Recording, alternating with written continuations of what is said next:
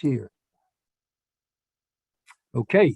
Anyone who'd like to dedicate a shiur on Thursday nights, and there's only one or two more left, because unfortunately, or fortunately, I guess in one way, I'll be in Eretz Yisrael beginning Sunday, and we have a hard time giving a shiur at 3 o'clock or 4 o'clock in the morning when the time schedule here in America is going to be totally different than there. So this week there will be a shiur, of course, but next Thursday night, and the following Thursday night. Well, next Thursday night there might not be a shiur anyway, because it's going to be Purim. Although we would have a pretty lively shiur if we had a Purim shiur, we could all drink a nice cup of wine to that. But next Thursday night and the following Thursday night, there will not be a shiur. There may be one more shiur before Pesach, even though they changed the clock. We'll have to find out if we can handle that. We're going to be sending out email and we'll try to get that done. But there will be the Parsha clip will be done each week in Yirtzeh Hashem for Eretz Yisrael.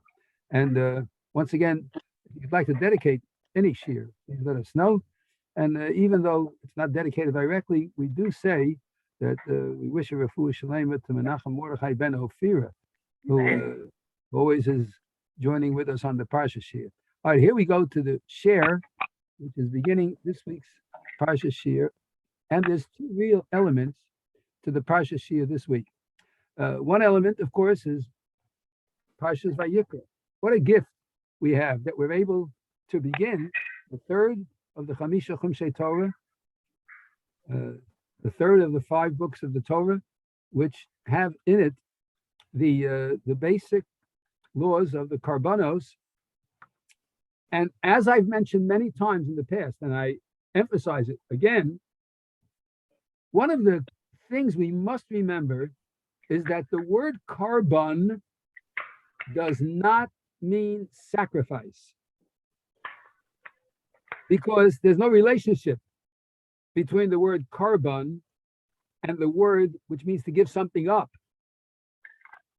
sacrificing something. It's totally unreasonable. And it also doesn't mean offering, because we can't offer Hashem anything, because he has everything. Hashem is the master of the world and needs no possession.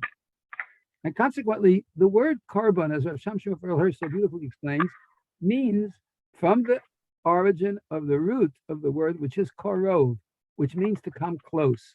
And what we want to do by bringing a karban is to symbolically represent our coming close to Hashem. On a simple level, before we get to the types of karbanos, on a simple level, on a basic, I shouldn't say simple, it's not simple at all, but on a basic level, what this is really saying to us is when we bring a karban, and the majority of the karbanos that were brought by people were eaten. When we bring a karban and we eat the barbecue, if you will, we're saying that we want the energy that is generated by the eating of that food, high protein food that gives us energy. What we want to accomplish with that is that we want to use that energy to come close to Hashem. And by taking the barbecue and saying, I'm not just doing this for my physical benefit, but I'm synthesizing the ideology of coming close to God with my physical enjoyment and body, because I recognize that it's impossible for me to physically get there, but symbolically, I can eat some of this barbecue korban and use the energy that it gives me to do the mitzvos and the ideologies and the purposes that are delineated in the Torah in order to bring me closer to Hashem. So the word karban really means karov, to come close to Hashem. In addition, we have to be aware that there are many different types of karban, and there are many different types of animals that are brought for a karban. And I'd like to discuss that before we go any further with Rabbi Snow. There's a lot of background noise. If you can mute everybody, Right. I hear very you. annoying. Same people Sorry. every week. Somebody's not aware of the fact that it does cause some problem. I'm going to have to stop the share just to get. No, maybe I don't. I don't have to do that. I don't have to stop the share. What I could do is I can mute it right from here. Okay, I can do it right here. All right, I'm muting everybody. If you want to talk from this point on, you're going to have to, turn on your phone, your whatever device you're listening to. Okay, so as I mentioned, there are different types of korbanos. I want to go through some of them just to mention what they represent in terms of coming close. And then we'll discuss very briefly some of the animals that are brought as a korban in order to come close. Let's take the types of korban. Number one, the olah. That's the one that's mentioned first in the Torah. And the olah refers to literally what it says, going up.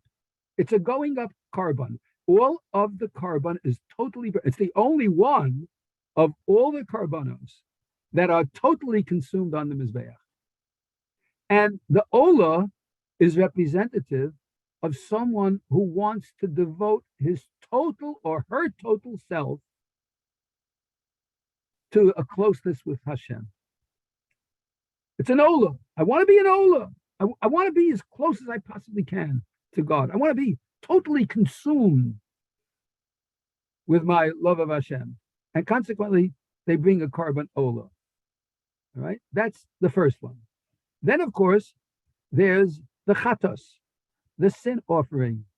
A sin offering is brought when someone transgresses b'shogeg, inadvertently, a lo sasa, a no-no that carries with it the punishment of kares, such as if someone would desecrate Shabbos without any witnesses or without a warning, where they would desecrate Shabbos even privately, they would be chayav kares.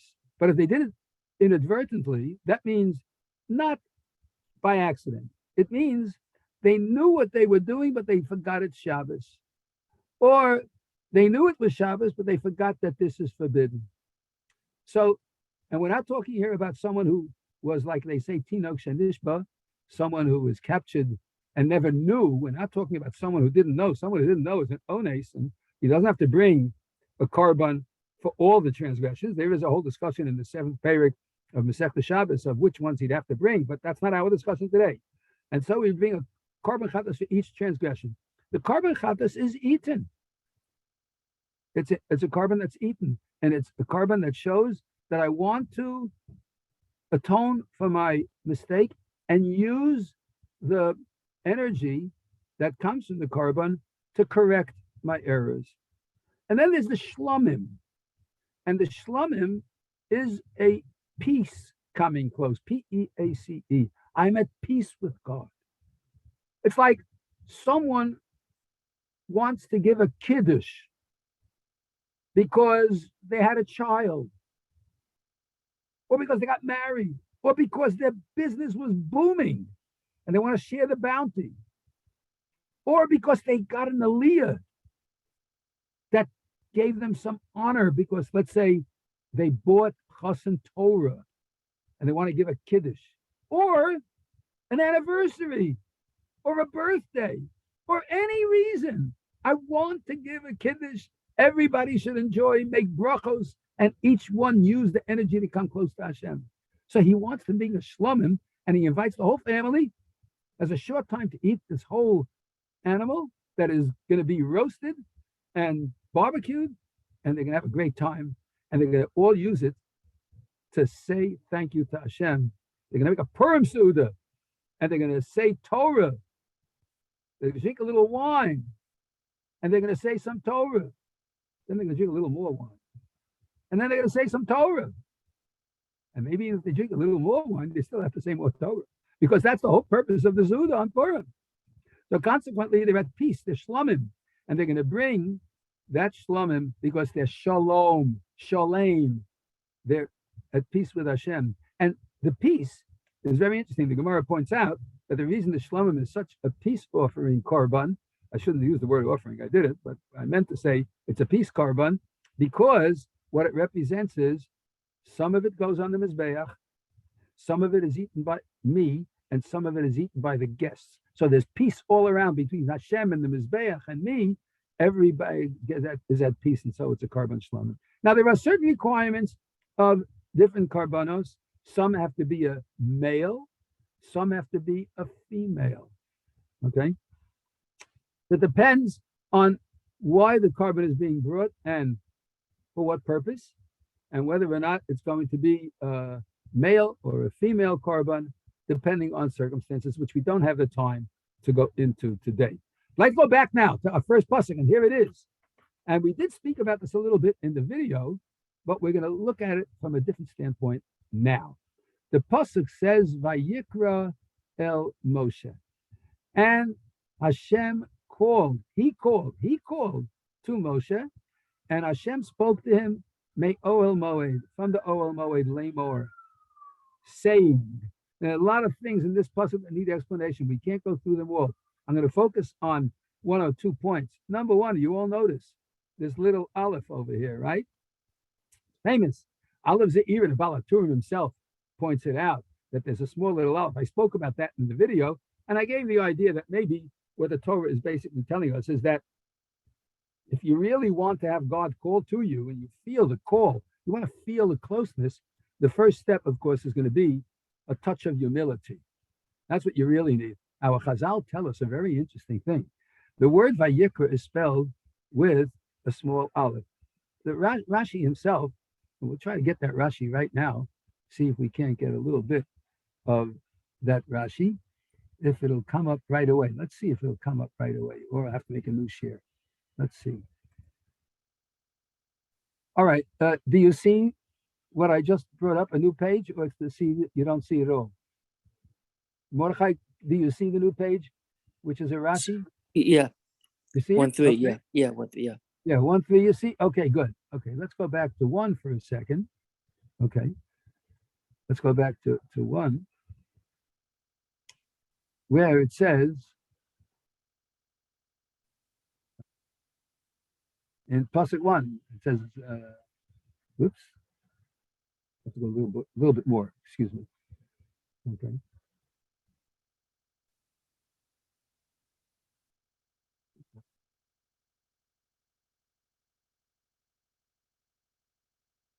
Trying to go back to the very beginning of this. Okay. This is very interesting. Okay.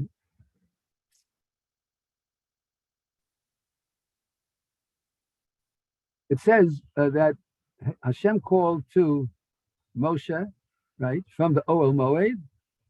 That's what it says. He called to him from the Ohel Moed. Okay. It says Vayikra el Moshe. He called to Moshe. Oh, it's even before this. Okay. Right. He called to Moshe from the Ohel Moed for all the dibros, for all the statements that were said by him, and so on and so forth.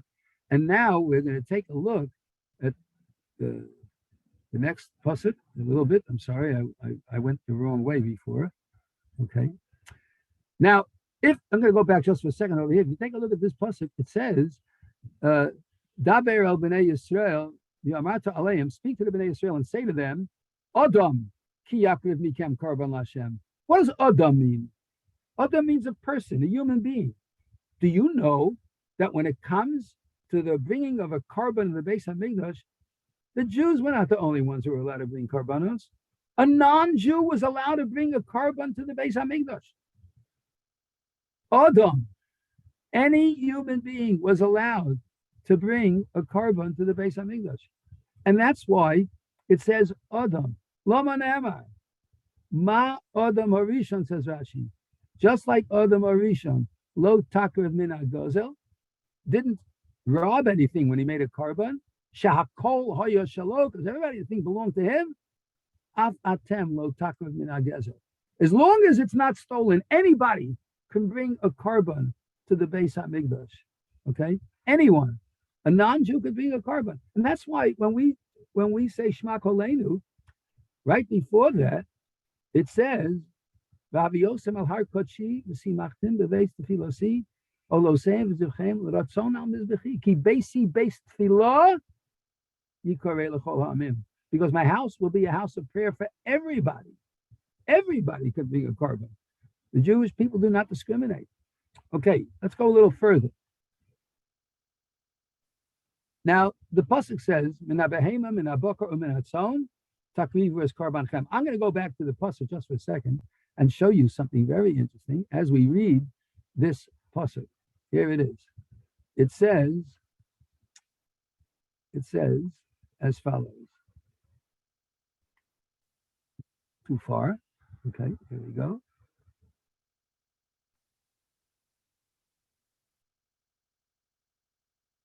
Here it says, Daber el b'nei Yisrael, v'yamata aleim, speak to the b'nei Yisrael, Adam. If a person brings from you a karbat Hashem, you can bring it from the behema, meaning from a domestic cow, min bakar, from the other types of cow, which refer to like an ox, umin hatzon, or from the sheep. You can bring your karban. You can bring it from a big animal, from a small animal, and from the sheep. It doesn't matter. Now, it talks about an ola, and it says that, if an ola is your karban, you have to bring it has to be a full-fledged animal. It can't be a mum, an animal that has a blemish. That's not a way to come close to Hashem. You bring it to the door of the Olam Moed. You put your hands on the ola. You have to bu smicha, rest your body on it to show that you're transferring yourself, in a sense, over to the ola. And then it says, watch this. The shochat as ben habakar lefnei Hashem. You slaughter this ben habakar before Hashem. Ve'ekvivu b'nei Aaron hakohanim es adam. V'zarku es adam al mizbeach saviv asher pesach al moed. They're going to sprinkle the blood. Now, when you sprinkle the blood, Reb Shamshon Perlish explains, the sprinkling was done with the hand going like this, because this is the pulse of life. And the pulse of life has to be given over to God and to the altar in a symbolic way. And then it says in Pasuk Ches and Tes, let me skip a little bit. Just want to get back to, there it is, in Pasuk Gimel. If you're going to bring an ola, it has to be a male. El Pesach Oel Moed Yakrivo So. To the door of the Oel Moed, he should bring it. Lirt Sono. What does Lirt Sono mean? Ratzon. Lirt Sono. He has to bring it by his own free will, Livnei Hashem. Now, wait a second. It starts out by saying, if it's an ola that is his karban, and he has to bring this ola because he vowed to bring it, then it says it has to be Lirt Sono. Now, which one is it? That he has to bring it, or he's doing it on his own free will? And for this, now we can go to that Rashi. And Rashi explains. Now, the pasuk says,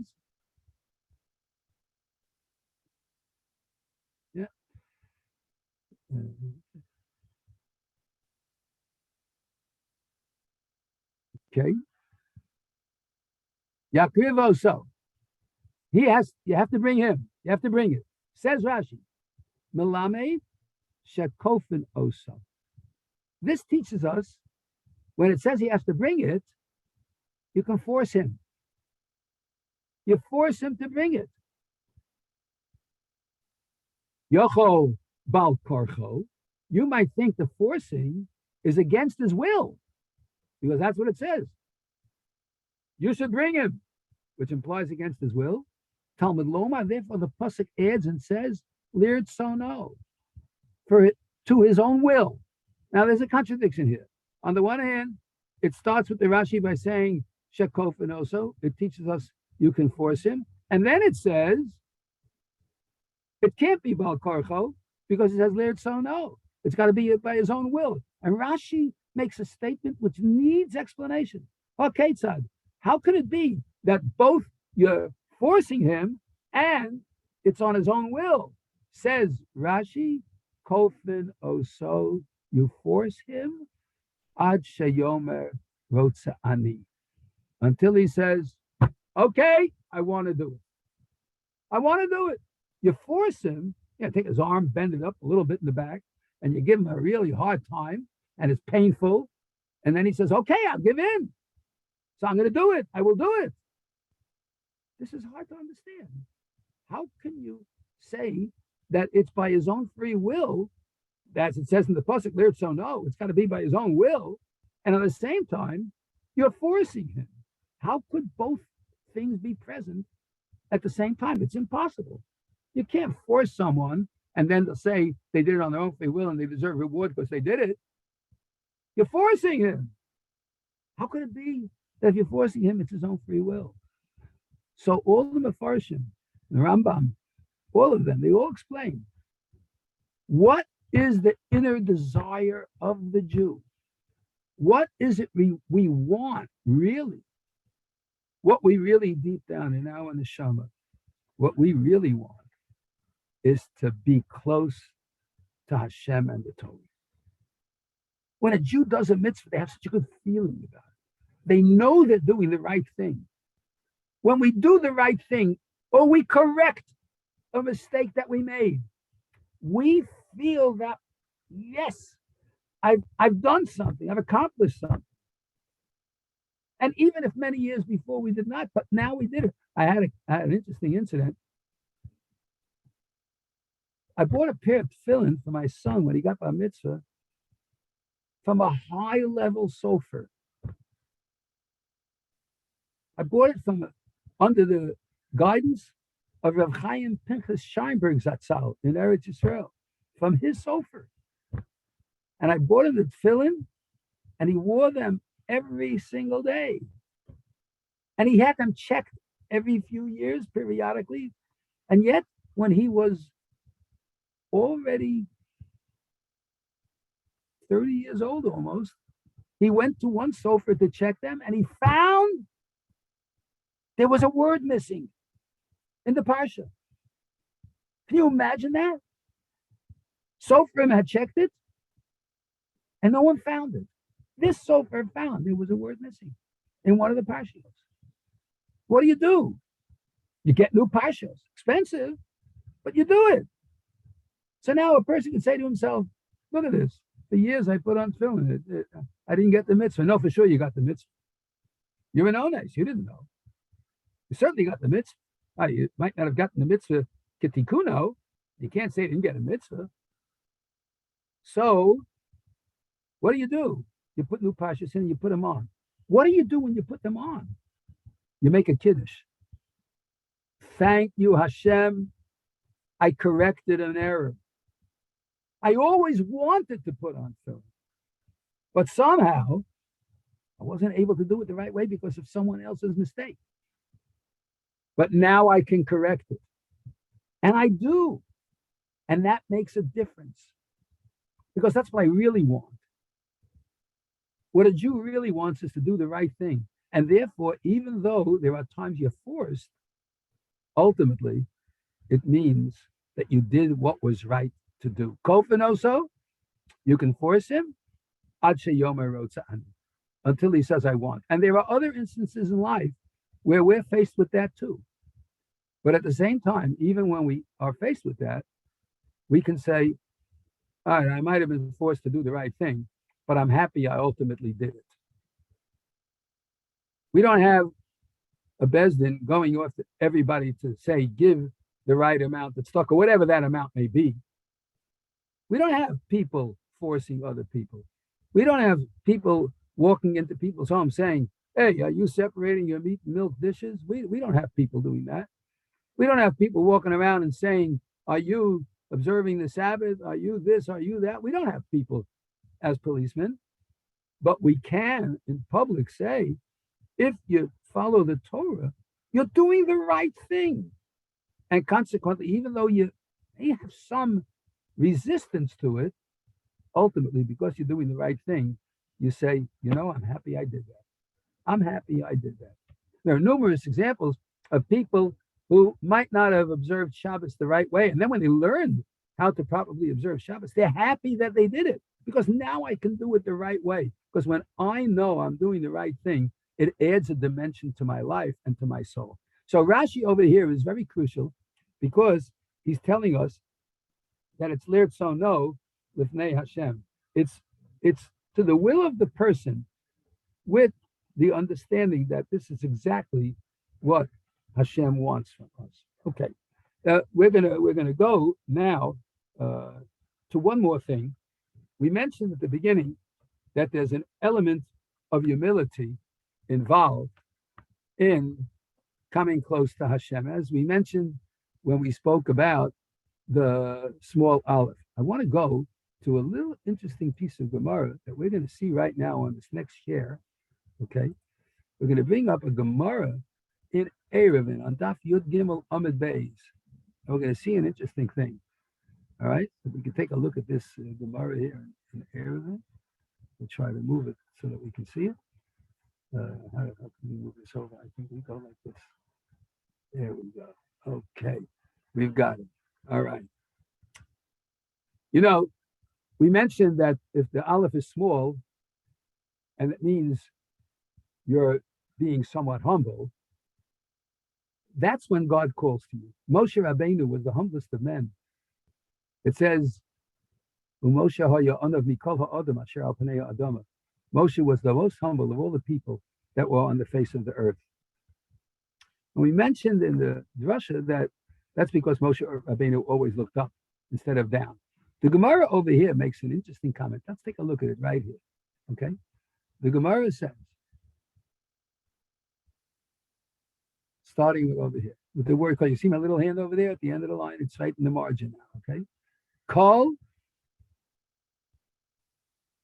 hamachzir achar hagadula. Anyone who goes looking for greatness, he's searching for it. He's running after it. He's machzir. He's chozer. He's going back over, looking. Kol hamachzir al hagadula. Anyone who goes looking for greatness, gedula barachas mimenu. Gedula runs away from him. If you're looking for greatness, and you're always looking around for opportunities that people should think, oh, yeah, he's really something special. You know, if you're looking to be praised and achieve greatness, the greatness is going to run away from you. Gedula barachas mimenu. V'chol haboreach min hagedula. But anyone who flees from greatness, you know what happens? Gedula machzeres acharav. The greatness runs after that person. It's amazing. A person who holds himself as if, you know, I'm special and considers himself important, and he'd love for everyone else to do the same. Everyone should know I'm important. It turns out that if someone has that attitude, importance flees from that person.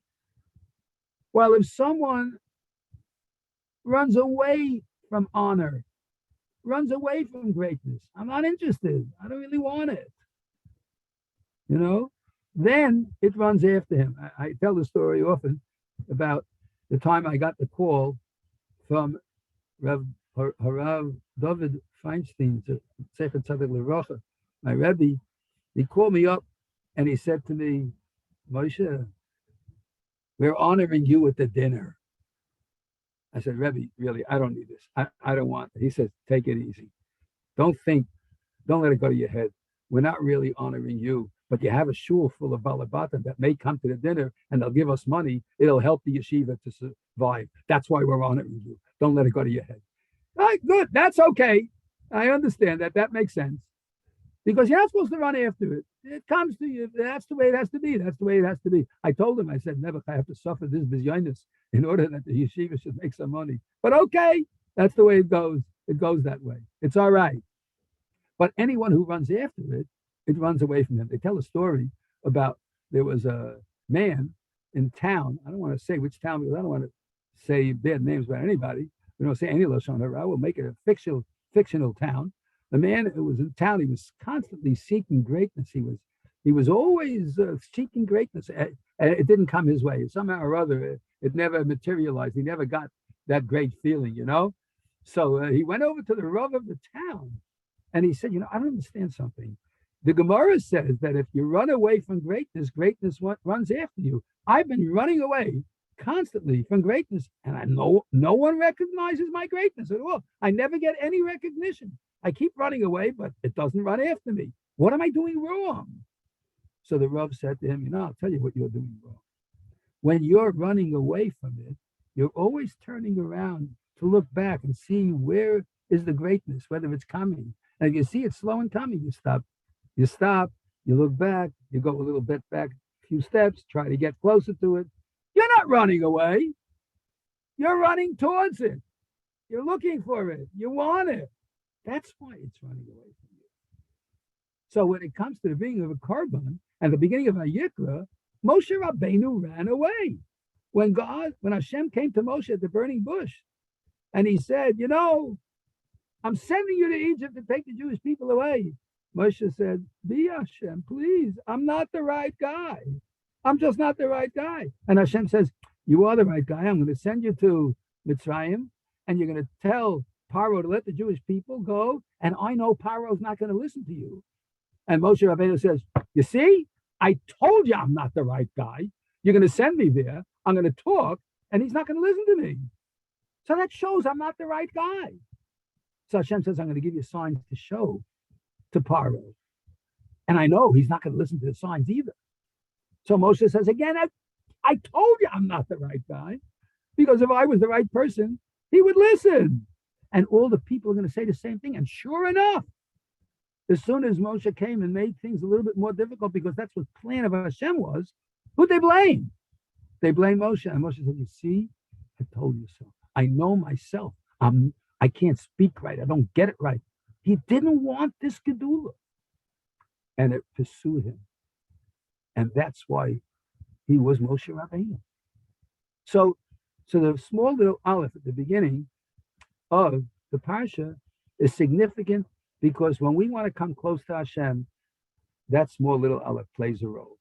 All right, we're gonna switch over now, and we'll stop this share, and we're gonna go back to our other share, which is going to bring us to the next part of today's shiur, which is going to be about Parsha Zohar. So we're going to try to focus a little bit on that. Okay, we're going to try to get the Parsha Zohar up here in a moment. Oh, here it goes. Whoops. Let's again. Let me try to get closer to it. Pulling this down. Wrong guy. We don't want you. Take you out of here, please. Thank you. And we're going to go over here. All right. This should be it. Here we go. All right. Do you see Devarim? Right? Mordechai, you see Devarim? Yeah. Yeah. 24. Okay, good. Right. We're going to get to Amalek in a minute. I want to point out a very interesting thing. By the way, for those of you who are learning the Daf Yomi, those of you who are learning the Daf Yomi, right before Amalek comes, interestingly enough, the entire section of Yevamos, Kiyesh Really? Ruachim. Right. Oh, before, right. It's right before Amalek in Parshas Ki Seitei. You wonder sometimes, what's going on? Why is the whole question of Yevama connected with Parshas Ki Seitei? Maybe tomorrow, if we have a chance in the Daf, we'll speak about that. But we're not, unless we have more time tonight, I'm not going to speak about it tonight. But I will get to the next thing. The very last halacha, right before Amalek's coming, says the following: Lo yihyeh lecha b'chischa. This is Parshas Ki Seitei, Perek Chaf Hey, Pasuk Yud Gimel. Lo yihyeh lecha b'chischa. You shouldn't have in your wallet, in your pocketbook, even va'even, gedola ukatana. You shouldn't have a large stone and a small stone in your pocket. Why would anybody take a large stone and a small stone in their pocket? Because in those days, the scales of justice were the way they weighed produce. So they would put a stone on one end, and then they would weigh out produce on the other end, and they would know if it equals this stone, that's how much it costs. If it equals a smaller stone, That's how much it costs. So you have a small stone whenever you're going to be buying, right? So whenever you're going to be selling, you have a small stone, and you say this is a 1 pound stone, and it's really only a half a pound stone. And the same thing, a big stone, you can't have because you're outweighing the produce and showing, oh, I gave you, you didn't give me enough. He's saying to the other guy, you didn't give me enough. You switch the stones all the time. So therefore, you can't have a big and a small stone constantly switching the stones. And the pasuk continues on. It says, "Lo yiyeh l'cha b'veischa efa ve'efa gedol u'ktana." You can't have different types of measures, a large measuring bowl and a small measuring bowl in your house to cheat people. Even shalema, a complete stone, v'tzedek, and a righteous one, yiyeh l'cha efa shalema, right? V'tzedek yiyeh l'cha. If you have a righteous weights and measures, there will be justice to you. Tzedek, tzaddik. You will have justice to you. L'man yarichu yamecha al ha'adama asher Hashem elokecha nosim, so that you live long in the land that Hashem gave you. Next pasuk, ki so avas Hashem elokecha kol osei elah kol osei oval, because it's an abomination to Hashem anyone who does iniquity. Next pasuk, whoa. Remember what Amalek did to you when you left Egypt. That was the greatest example of unfair weights and measures. These two sections in the Torah are intertwined because honesty in business, honesty in weights and measures, honesty in dealing with people on an even keel, honesty in helping others when they're in need, that's what destroys Amalek. But if we're having a mixed bag of tricks when we deal in business, that's going to bring about Amalek. It brings about that the nations of the world treat us in an uneven balance, because it brings about the enmity of the society at large. The greatest Chilul Hashem is the Chilul Hashem that's made in business when someone is overtly dishonest. And it doesn't only mean dishonest in money matters. It means dishonest in personal interactions. You want someone to treat you right, you've got to treat them right. If you want people to think of the Jews as holy, we have to behave in a holy way. I was told by someone who worked in a big midtown accounting office, a frum woman who worked in a big midtown accounting office, and she had a good job. She left the job. And we had a discussion, and I asked her, well, why'd you leave the job? She said, I couldn't stand the way some of the people treated the other people. The men in the firm were all high-level accountants, lawyers, and college graduates. But they would make snide remarks about women, about any woman in the firm. They would make improper statements and even advances on religious women. And I figured I can't stay in such an environment. Unfortunately, some of the religious men got involved to be like everybody else. That's a Chilul Hashem. It's an unfair balance. The majority of people treated the religious women with great sincerity and honesty, but there was enough banter that just turned them off. Amalek comes when there's an unfair weights and measures. We have to do the best we can to, at all times, keep fair weights and measures. And then we don't have to worry about Amalek. Now, it's interesting to note that the Rambam, when talking about Amalek, says that Amalek as a nation no longer exists. Just like no other Canaanite nation exists today. Because Sancheirav was Mizbalbel. He Mevalbel called Goyim. He mixed up all the nations of the world. Those of you who remember, your Malachim Beis, Sancheirav came and took the 10 tribes and threw them out of the land of Israel and moved in the people from Lachlach and Tovar and Kuta, moved into Kusim, into the area, and a population exchange. And he did this with all the nations. The nations were totally assimilated, discombobulated. There were no more nations. And Amalek was one of them. It disappeared. So the Rambam says, what's the Amalek today? The Amalek today is anyone who would take you away from the appointed responsibility that Jewish people have in relationship to Hashem. And that comes from the next pasuk. And Rambam also says that if we don't know who Amalek is a priori, before the fact, but after the fact, we can know who Amalek is. Anyone whose intent and purpose is to harm the Jewish people or any Jewish person, that's an Amalek. Hitler Yamach Shemo V'Zichro was definitely Amalek. Arafat Yamach Shemo V'Zichro was definitely Amalek. Anyone, including the current leadership of the so-called, wrongly called Palestinian people, and any Palestinian people who make terrorism, they're all Amalek. They prove it by their actions because they're trying to get rid of the one people in the world that bring decency on this earth.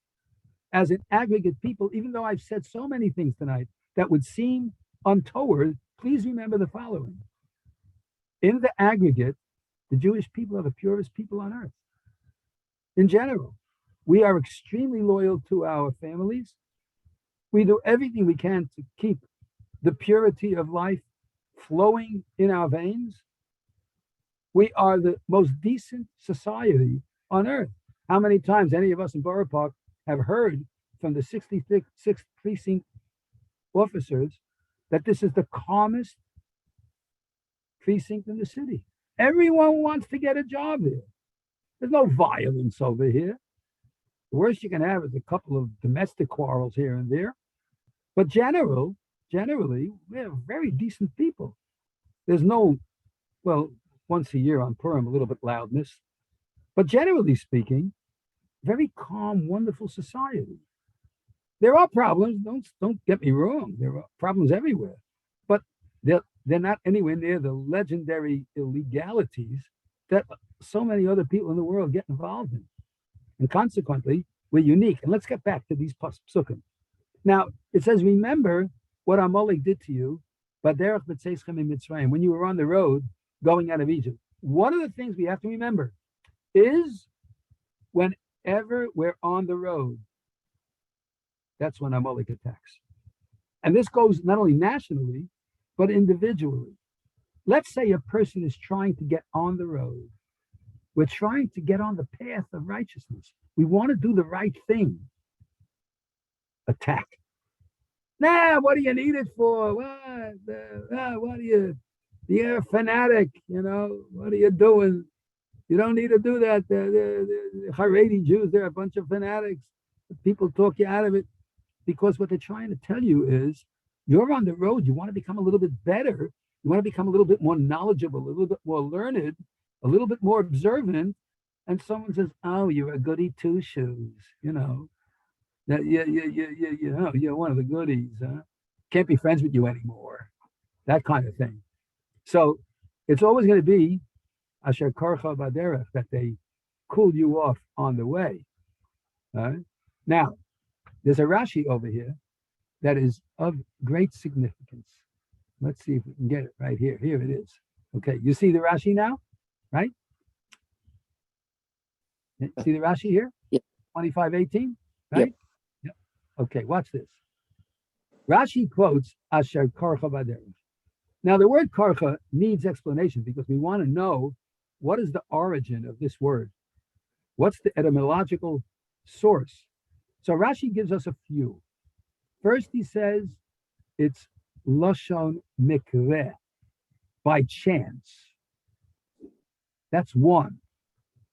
Second definition, davar acher, lashon keri v'tuma. It implies something not so nice. Here's another one, davar acher. So far we have two. Here's a third, right? Lashon kar v'chon. It's an expression of cold and hot. Karcha, they made you cold. Sinencha, they made you sonein, cold. Vivshircha, and they took the hot out of you. Right? Says Rashi, Shahar you call ha'umos yirein, all the nations were afraid, lehilachem, bachem. All the nations of the world, when we came out of Egypt, they were afraid to go fight with you. Ubozeh, but along came Amalek, the Hischil, and began the war, the Hera Makom La'acherim, and showed this idea can have a place to others. Now, listen to me carefully. I really believe this is so. World War II began with Kristallnacht. When the Nazis, in the late 30s, November 9th, 10th, 1938, when they destroyed 100 shuls and killed many, many Jews, burned them in their shuls, destroyed Jewish businesses. That was the first salvo. What would have happened had the world clamped down on Germany at that point and said, stop this or else, and then carried out the or else? You know, there'd be 6 million more Jews alive today. Not more than 6 million. There'd be 30 million more or 50 million more. But they didn't stop them because they cooled off the world against the Jews. They cooled them off. It's a test case. Amalek went and cooled off the world. The Jews were invincible. They came out of Mitzrayim with 10 plagues, 50 at the Yam Suf. The world was in awe. Everybody said, what's going on here? Egypt, invincible Egypt, has been brought to its knees. 10 plagues, a storm in the sea. Jews escaping, they all drowned. The mighty Egyptian chariot race and horses and so on, all gone. Oh, the Jews are invincible. And along comes this Amalek and attacks from the rear. The poor, bedraggled Jews who were slaves for 210 years, and they attack them from the rear. As the Pasuk says, they attacked all the poor, weak ones. You were weary and tired.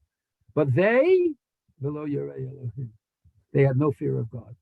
That's the hallmark. Nazis, Yimach Shimon, no God. Stalin, Yimach Shimo, no God. Because both of them go together. And here, Rashi carries the mashal a little further. Let's take a look at it. Mashal la'ambati rosachas. It's an example for a bathtub that's boiling water. She'en kol beria yechola leireid b'tocha. No human being, no organism could go into that hot water and survive. Bo ben b'liyal echad. Along comes one ben b'liyal. Now the word b'liyal is a crucial word because b'liyal is made up of two words. B'li, oh, without any yoke, without any right and wrong. They have no sense of right and wrong. How could you have right and wrong if you don't believe in God? There doesn't exist right and wrong without God. I don't care what anybody says. They can make up all the moral systems they want, but ultimately it's a matter of human caprice. And it's easily knocked off at the slightest whim and wish of the person who says, oh, this doesn't really, I need this. No. So Ben Belial comes along, Kafatz v'yarad l'tocha, and he jumped into the hot, boiling, scalding water. Af al pi shenichta, even though he is burned. What did he do? Hakira osabefnei acherim. He cooled it off for the next guy. One down, two to go. We can still jump in now. And if you take a look at the Haftorah with Shaul and Amalek, you're going to see the same thing. You're going to see that when the Jews were on the road, that's when they fell into trouble. And consequently, they try to cool it off for everybody else by demonstrating that the Jews are not invincible, and we're not. But the key to our possible invincibility is the organization that all of us have together as Jews, that we observe the laws of the Torah, equal measures. We take all measures and we have them honest. We deal honestly with our fellow man. We try everything we can to make a Kiddush Hashem instead of a Chilul Hashem. We deal in the public sphere in the nicest way possible. Please, thank you, good morning, everything always in the right way. Of course, there are always going to be characters who are Amalek, and Amalek needs to be wiped out from this earth. And the Rambam, of course, is hinting to us that Amalek has to be wiped out from within the souls of mankind. And if Amalek is within the souls of mankind, we have to make sure that it's not in our soul. We shouldn't have any Amalek within us. We shouldn't have any part of us that wants to do away with any part of Yiddishkeit, any part of Judaism. Because if we want to do away from it, we are copying Amalek. That's what they want to do. They want to get rid of it. It stands in their way because the Jews have a conscience. There's a famous communique that was sent by Hitler to one of his henchmen. You can look it up online. I forget the name of the fella. But sent a letter saying the Eastern European Jews are never allowed to leave because they are going to reestablish Judaism in the world. And the war for supremacy on this earth is between the conscience of the Jew and the freedom of the Germans. They want to wipe out the Jews because the Jews represent conscience, because the Jews try to teach the right way. And therefore, Amalek needs to be destroyed by our recognition of doing the right thing. This is an unbelievable concept that is taught not only by coming close to Hashem through the Karbanos, but also by remembering Amalek. We remember to wipe out any vestige of this very wicked ideology, both from our inner souls and from the world at large. All right, I will say I think it's important that we end on a good note and we think to ourselves that the great opportunity that we have every time we come to shul, every time we get to do a mitzvah. It's a wonderful opportunity for us to recognize the greatness of the Torah and the loyalty we have to our Kodesh Baruch. So I want to wish everyone a wonderful Purim upcoming this week. It's an opportunity to bring the Jewish people together in unity by sharing Shalach Manas, Atanas Levionim, reading the Megillah today, on the right day, and wiping out Amalek by banging every time they say Haman. You know, when I was a kid, they used to have a guy in the shul. He would take the word Amalek, write it on the bottom of his shoe, for him, and then whenever they said Haman, he'd bang with his shoe on the ground and rub it out, so he could be fulfilling the mitzvah of Mocho Timcha as Zecher Amalek. You should wipe out the remembrance of Amalek. Okay. Any questions, comments? Here we go.